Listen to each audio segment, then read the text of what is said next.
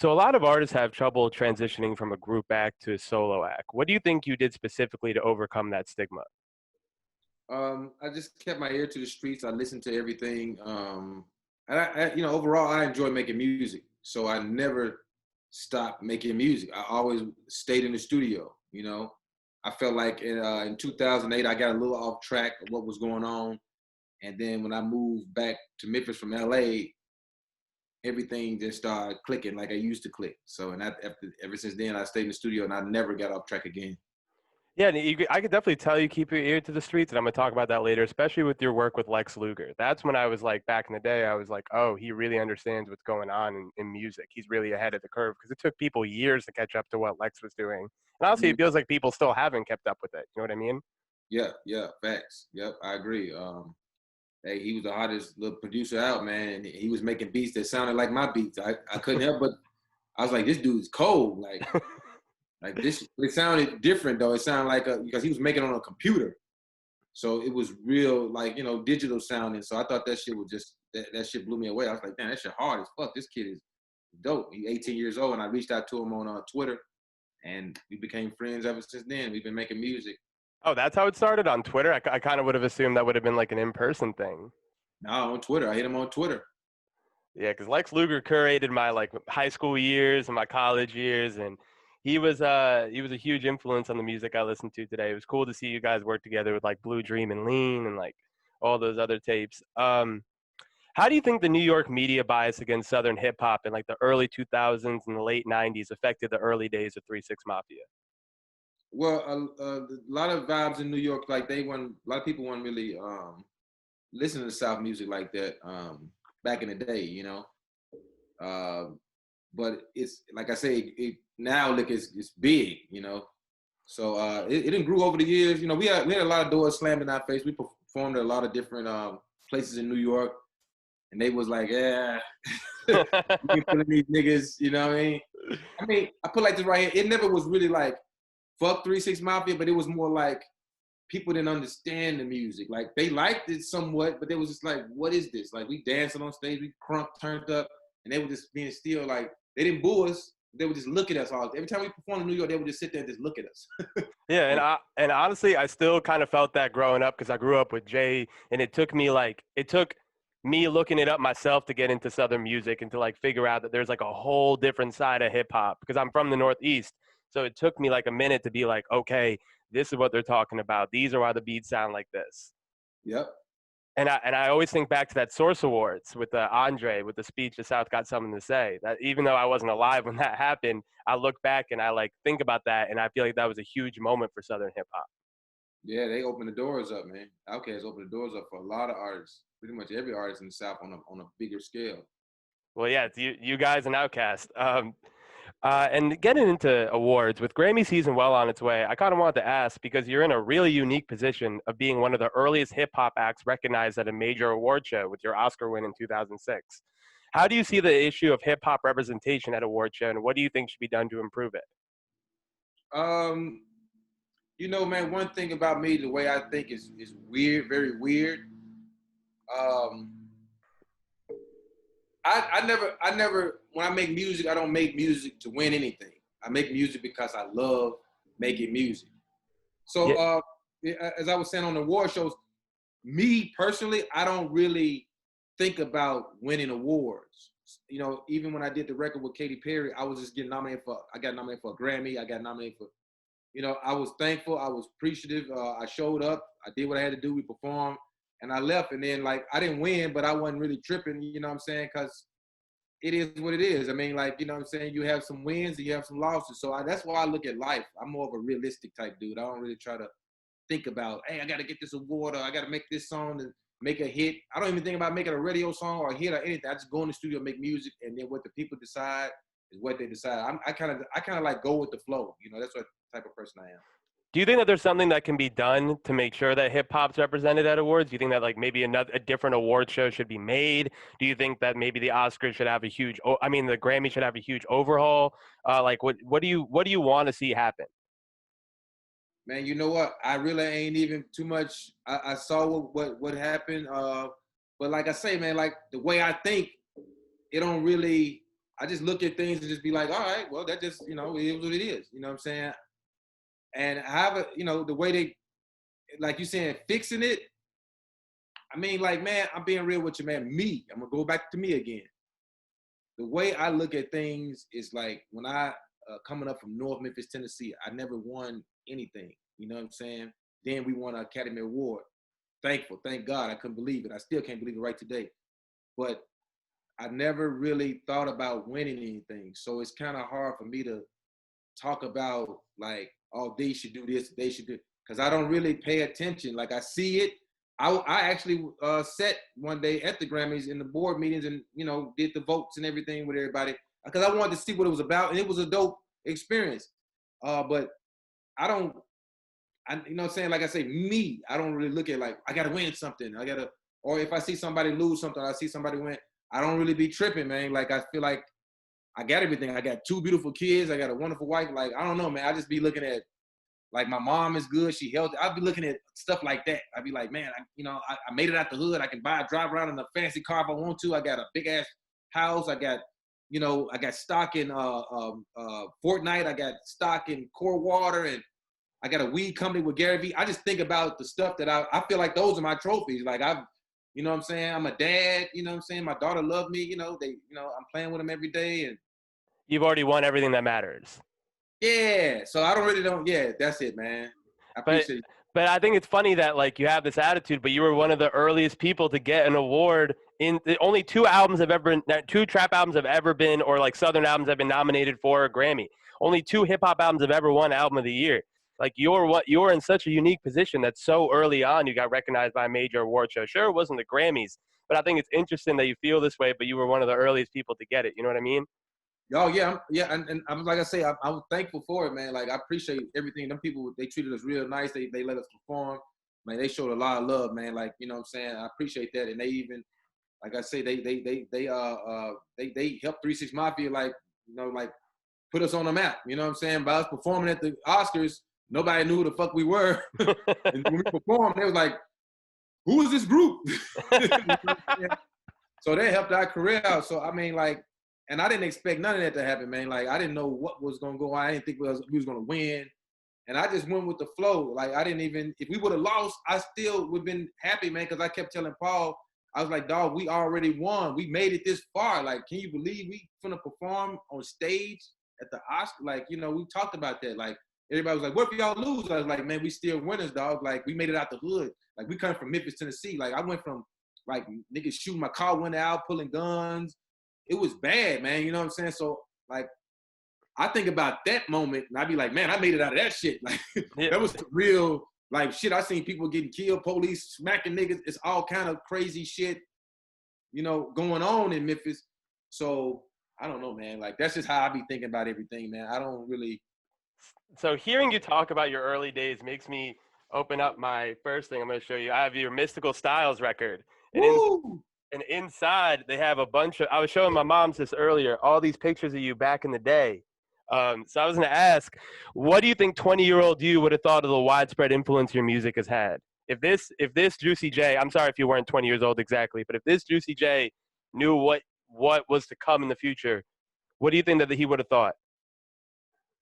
Man, if I would have – like, I knew the music was good. I never thought it was going to be this big. If I would have thought – I don't know. I don't know, man. Like, you know what I'm saying? I don't know, because I never thought like that. I can't even, that's kind of. It's a weird question to ask, but. Yeah, like. But I was just thinking, like, you were making this music in a basement. You started DJing, and then you went to producing, and then you went to rapping, and you were doing all this stuff back, and they putting all this work in. I was just thinking to myself, like, I wonder if he knew all that would pay off and more. Like, how would that feel like? I just knew the music was good, and I knew 3 6 Mafia.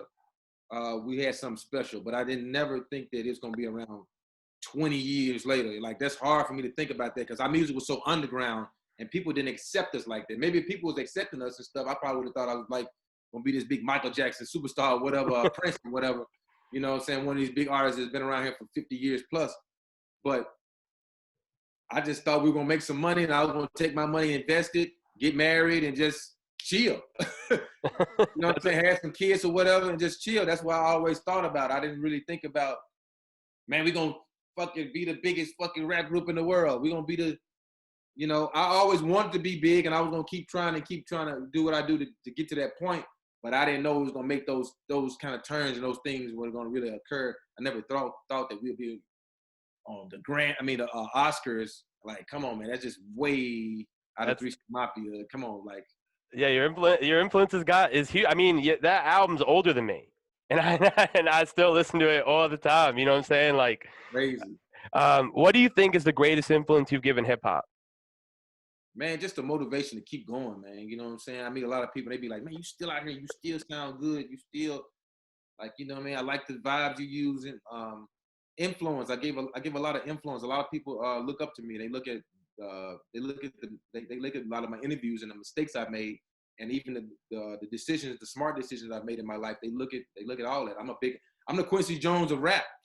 You know what I'm saying? I'm the Quincy Jones of rap. I feel that way, and yeah. If you think, I never thought about it like that, but you're 100% right. Yeah, I'm the Quincy Jones of rap. And talking about newer artists, you produced a few key tracks on Meg Thee Stallion's newest album, Good News, especially that track with SZA. That was amazing. And some tracks on Fever and Hot Girl Summer. What was that process like, and why do you think you and Meg are so magnetic? Meg, when I first met her, she told me she grew up listening to 3 6 Mafia and Project Pat. Like that's her main group she loved.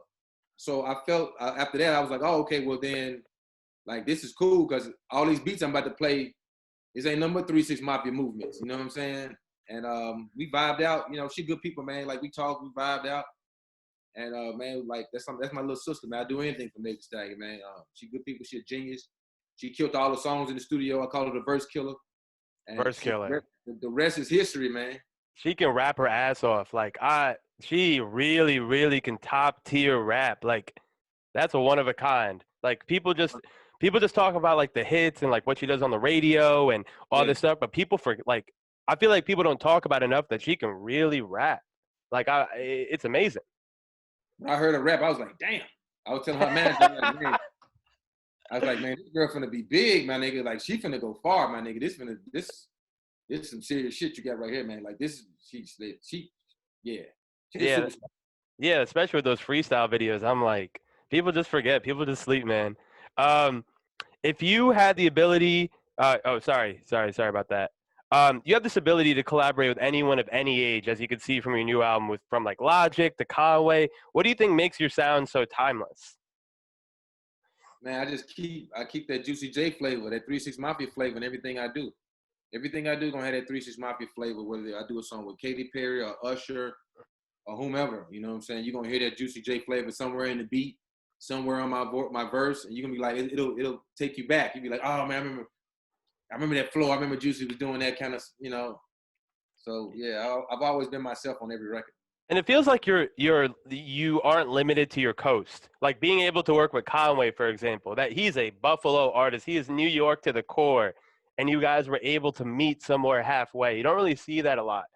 And even with like Logic being from the DMV, like you could see that you kind of met halfway. It wasn't like you was a Juicy J track or a Conway track. You have this ability to kind of like change your sound based off the artist.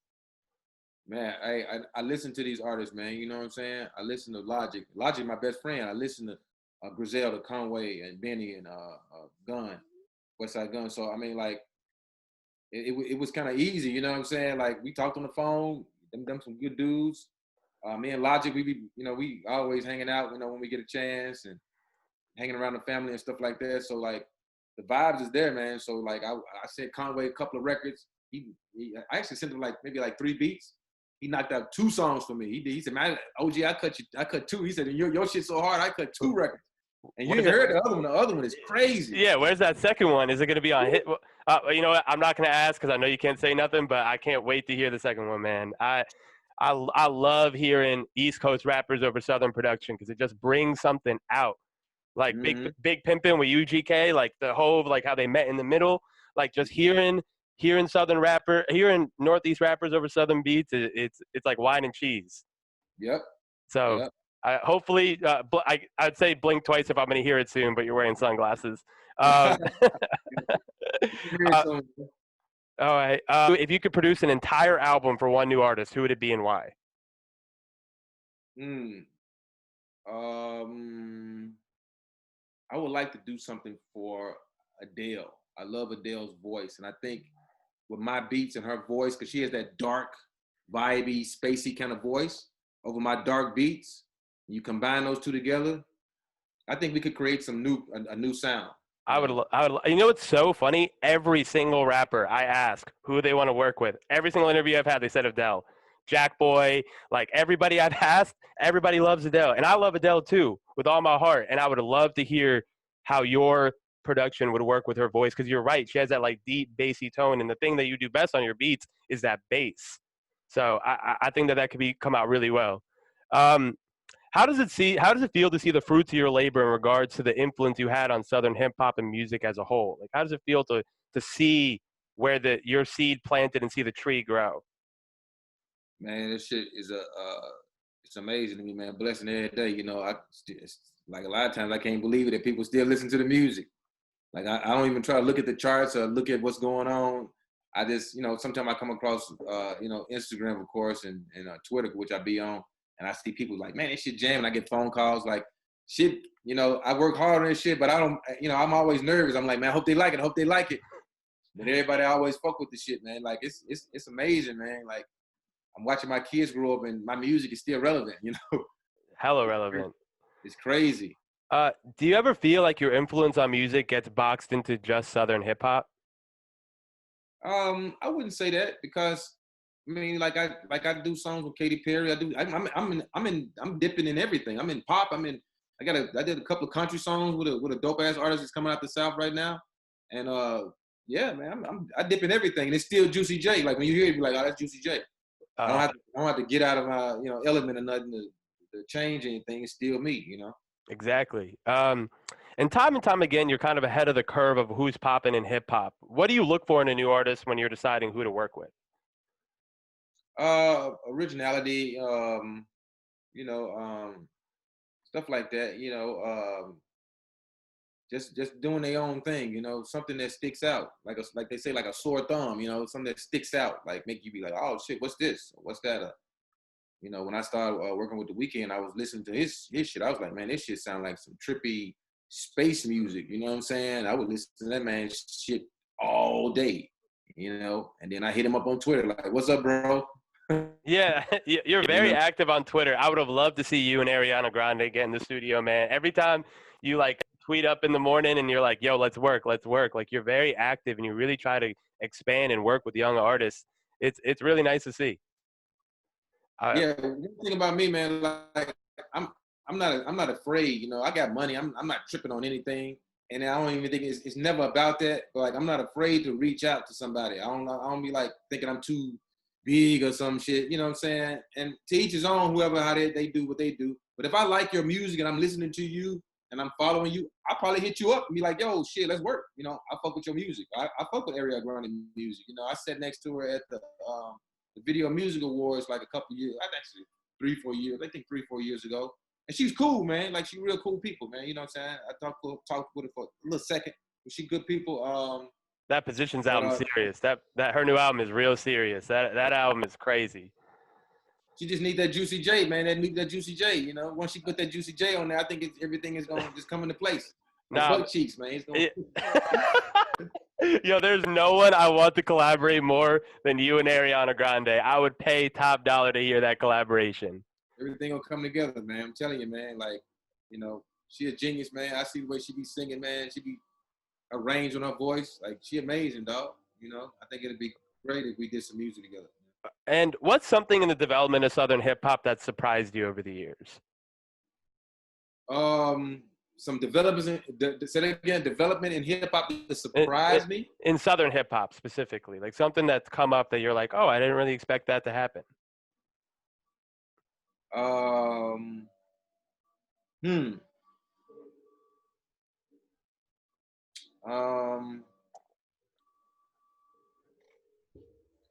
I put like this right here. I didn't expect Southern music to take over. Southern hip hop is the biggest shit in music. You know what I mean?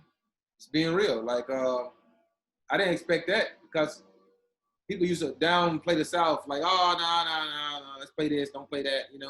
Now anybody come out of Atlanta, Memphis, oh man, yeah, let's go. Like put that shit in heavy rotation. Like, you know what I mean? Like, so yeah, that's surprising. That, you know, it's all over the NBA games, all over the football games, all over the movies, all over the TV shows, all over Netflix. Yeah, that's really interesting to me too. That I never really expected to hear like Southern hip hop in the middle of NBA games, because like when I was finding Southern hip hop, it was like living on Dat Piff, like I like listening to like Flockavelli and stuff like that. So Yeah. I never expected like Gucci to be like endorsed or like Yeah. you know what I'm saying, like stuff like that. I never really thought that that would happen. Man, I'm trying to tell you, man. Like, South got something to say. That's the quote, man. And what do you when you think of the current music scene in Memphis, where do you see your fingerprints? Like, where do you what do you hear in Memphis music, and you're like, oh, that's definitely influenced by me. Everything I hear come out of Memphis is influenced, which is great. You know what I'm saying? It should be. I mean, my music was influenced by Isaac Hayes and my vibes, my style. You know what I'm saying? I feel like it was influenced by Isaac Hayes because I just grew up listening to him. I read about Isaac Hayes and his Cadillacs and all his women he used to have. I was like, shit, I gotta be like that nigga. You know what I'm saying? You know. Yeah. So next one on your new album and your last record, Rubber Band Business, you and Lex Luger produce again. Was the energy different this time around than on those early Rubber Band Business tapes and Blue Well, Dream and yeah, Lean? my new album is Hustle. The Hustle Continues. No, your last record, like your before. Oh yeah. Yeah. Oh, no, yeah. When Rubber Band Business came out, me and my boys just drove around the neighborhood, like bumping it. Like I love that song with you and Rocky and Project Pat. Yeah, don't worry. I know the albums. But yeah, what was the energy different? On that, talking about that last Rubber Band Business I put out. Well, either one, both. Like in the new album, like your new work versus your old work with him. Is the energy different?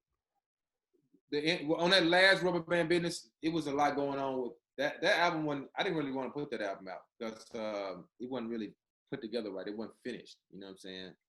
A few people liked it, but that album got kind of thrown out there. You know what I'm saying? I guess I'm a few people. I really enjoyed the record. Oh, thank you. I appreciate it. But I mean, it was a good album, but I just felt like I was being rushed. You know what I'm saying? At the time, who I was dealing with, I felt like I was being rushed. So that was a little turning point of my career as far as being a little frustrated when I was making music. So that time was different than the old time. Back when we was making the mixtapes, it was just like whatever, man. Send the beats. I'm gonna lay up, mix them, put them out. You know what I mean? It was just like that.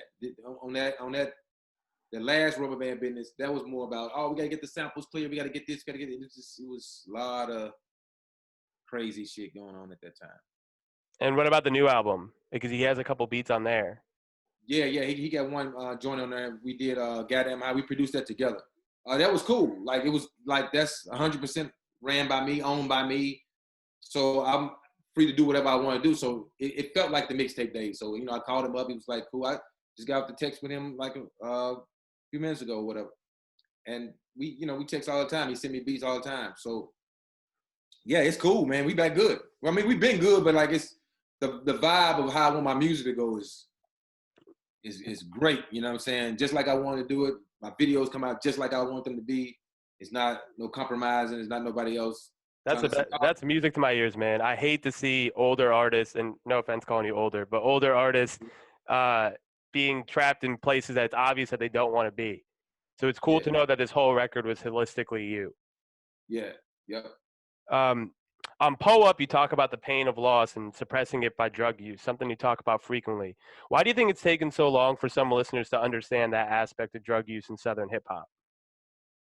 A lot of people just didn't pay attention. They didn't know what we were talking about. We said sipping on some scissor 20-some years ago. People didn't know what the hell that was. They thought it was a candy. They thought it was a shake dance, some kind of stripper dance or something.